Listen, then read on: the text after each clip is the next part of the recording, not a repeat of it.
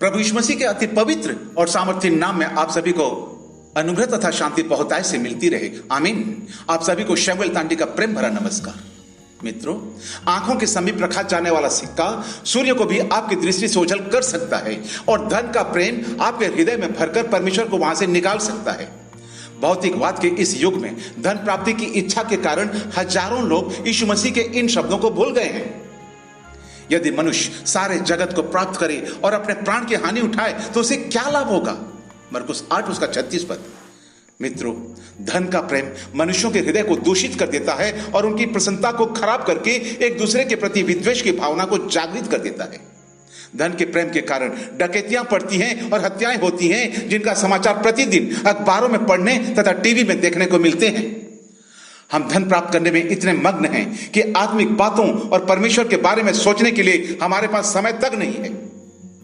वचन में लिखा है, पर जो धनी होना चाहते हैं वे ऐसी परीक्षा और फंदे और बहुत सी व्यर्थ और खतरनाक लालसाओं में फंसते हैं जो मनुष्यों को बिगाड़ देती हैं और विनाश के समुद्र में डुबा देती हैं। क्योंकि रुपए का लोभ सब प्रकार की बुराइयों की जड़ है, जिसे प्राप्त करने का यत्न करते हुए कितनों ने विश्वास से भटककर अपने आप को नाना प्रकार के दुखों से छल्ली बना लिया है। पहला तीमुथियुस 6 अध्याय उसका 9वां और 10वां पद। आज लोगों को इस बात का पता नहीं कि शारीरिक सुख, आराम और धन के लालच के कारण वे अपने विनाश का फसल बो रहे हैं। हम अपने आप को जांचें कि क्या हमारी दशा भी ऐसी तो नहीं है। मेरे मित्रों, स्वार्थी जीवन निर्वाह करने वाले व्यक्ति का एक श्रेष्ठ उदाहरण प्रभु यीशु ने हमें लूका 12 अध्याय के 13 से 21 पद में दिया है।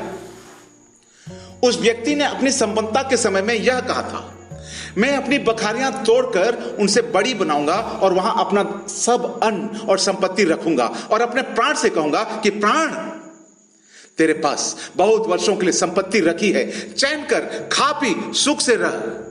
उसका विचार आजकल के भौतिकवादी दर्शन से तनिक भी भिन्न नहीं था। अर्थात वह अपने भंडार को बड़ा बनाना चाहता था, वह चैन से रहना चाहता था, खाना पीना और सुख के साथ रहना चाहता था।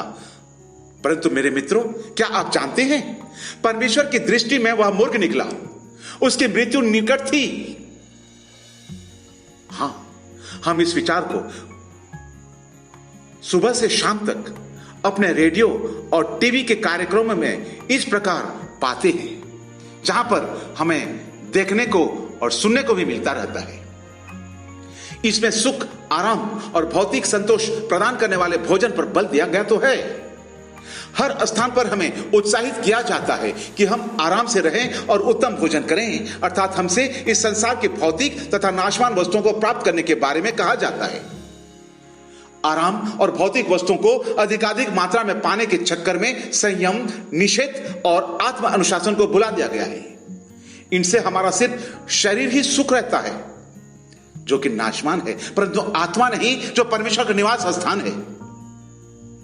क्या आज आप अपने शरीर को भी सुखी बनाना चाहते हैं, या अपने आत्मा को, जो परमेश्वर का निवास स्थान है, जहां पर परमेश्वर निवास करेगा और आपके जीवन को, आपके परिवार को सुख और शांति देगा? व्यवस्था विवरण 8 अध्याय के 3 पद में परमेश्वर ने कहा, मनुष्य केवल रोटी से ही जीवित नहीं रहता, परंतु जो वचन यहोवा के मुंह से निकलते हैं उन्हीं से वह जीवित रहता है। मेरे मित्रों, आज हम हमारी व्यक्तिगत जीवन का मूल्यांकन करें। पहले हम परमेश्वर के राज्य और धर्म की खोज करें तो ये सब भौतिक वस्तुएं भी हमें मिल जाएंगी। मत्ती 6 उसका 33 पद।